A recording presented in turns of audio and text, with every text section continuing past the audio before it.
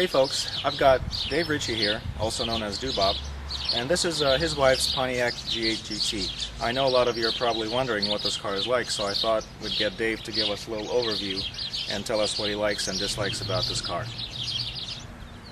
Alright, what I like about the car is just the styling overall. It's very European-like, except for the Pontiac grille gives it away as a good old-fashioned Pontiac. The fender flares look great. I mean, the chrome trim around the windows is great. I mean, it's something you see a lot in Audis and BMWs and such. It looks like it sits really low to ground, and it does in the front. I mean, some people lower it. I don't know how they do it because it's so close to scraping things already. The wheels, not my first choice in styling, but we kind of got locked into these because we needed all-season tires here in Pennsylvania. They remind me of the Flower Power 17s out of the GTOs, last generation GTOs. Another mild complaint is the mirrors. They are very small. Once you get used to these Grand Prix mirrors, these things are tiny, and you're constantly looking around, looking in them and getting them placed right. It's pretty tough. The other things I like, mainly the spoiler. It's very subtle, but it's very effective. It gives a good final finish to the whole lines of the car. Just everything seems to flow great. Other than that, I mean, I couldn't be happier. All right, let's take a look under the hood.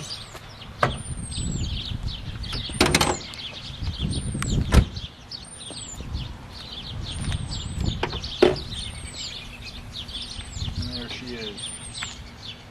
6.0 liter L76 motor.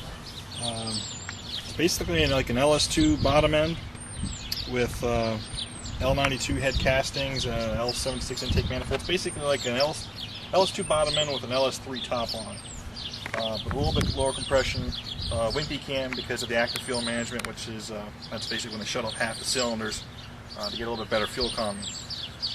355 horsepower stock. That's basically on regular gas, so it gives you a lot of potential to get a little bit more. So part of that, we basically I installed a Rotofab cold air intake, and I got the engine computer reflashed by Vector Motorsports.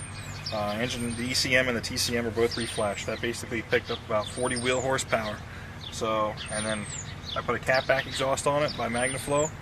Was one of the first ones on the East Coast to get the catback, and picked it up to about 410 horsepower. Should be about 330, 340 to the wheels now. So are you happy with the way this car performs? Yeah, I mean, it performs great, but the more you add to it, like when you add an intake and the tune, the more you kind of want. Let me guess, you want an LS3? That'd be great. Well, I guess it's your lucky day.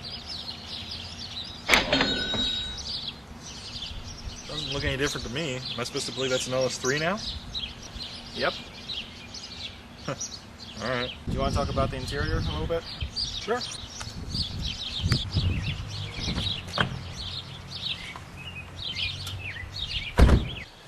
As for the interior, steering wheel buttons are nice. The radio display is really nice. It gives you a lot of options. I get people ask me all the time if it has navigation, but it doesn't. It needs to have, for U.S. spec, Department of Transportation, the screen has to be higher for this to be used as nav. So it's just a fancy radio display, really. It's got a driver information center in the middle here. But as far as things, other things, it's got great legroom. I mean, it's got more legroom than any other car I've been in. I mean, back seats are great, plenty of legroom back there. As far as complaints go, there's an annoying passenger airbag light here that at night it's almost glaring. That it's very distracting to use the rearview mirror. Again, like I said, the small mirrors really another thing. That's pretty much it as far as the interior quirks. I can't really complain about too many other things. I see. So if this was your dream car, is there anything else that you wish it had? Well, probably just one thing. A manual transmission option. I mean, there's so many people that ask for this. I know one guy, he complains about it all the time. I see. Wouldn't that get annoying in a daily commute? No, you get used to it. I mean, I drove stick